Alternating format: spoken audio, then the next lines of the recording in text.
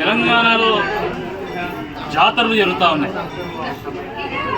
మన తెలంగాణలో భక్తులు పండుగల సందర్భంగా సామూహికంగా జాతరలకు వెళ్ళి పండుగలు నిర్వహించుకోవడం ఒక సాంప్రదాయంగా అనాదిగా వస్తూ ఉన్నది.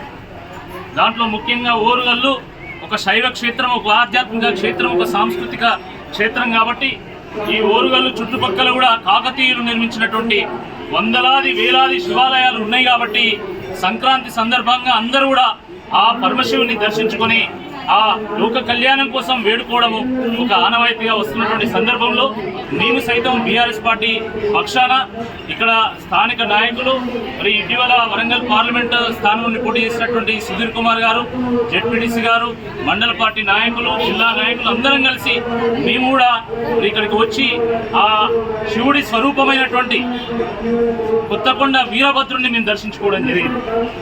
ఈ సంవత్సరం కాలం పాటు ఎటువంటి ఉపద్రవాలు లేకుండా మంచి పంటలతోని ప్రజలు సుఖ సంతోషాలతో జీవించాలి, తెలంగాణకు మళ్ళీ తిరిగి పునర్వైభవం తీసుకురావాలి, దానికి కావాల్సినటువంటి పోరాట పటిమను మాకు ప్రసాదించమని చెప్పేసి మేము కోరుకోవడం జరిగింది.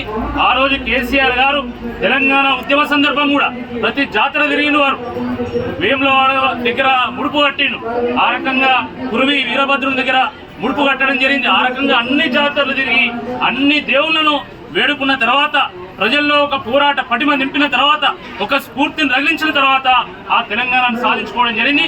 సాధించుకున్నటువంటి తెలంగాణను కాపాడుకునేటువంటి బాధ్యత కూడా బీఆర్ఎస్ పార్టీ మీద ఉంటుంది. కాబట్టి ఆ బాధ్యతలో మేము విజయం సాధించాలని ఆ వీరభద్రుని మొక్కుకోవడం జరిగింది. మాకు నమ్మకం ఉంది, తప్పకుండా తిరిగి మళ్ళీ తెలంగాణ సస్యశ్యామలంగా మంచి పంటలతోని తప్పకుండా వర్ధిల్లుతుంది, భారతదేశంలోనే ఎనలేని ఖ్యాతిని సంపాదిస్తుందని చెప్పి ఈ సందర్భంగా మేము నమ్ముతున్నాం.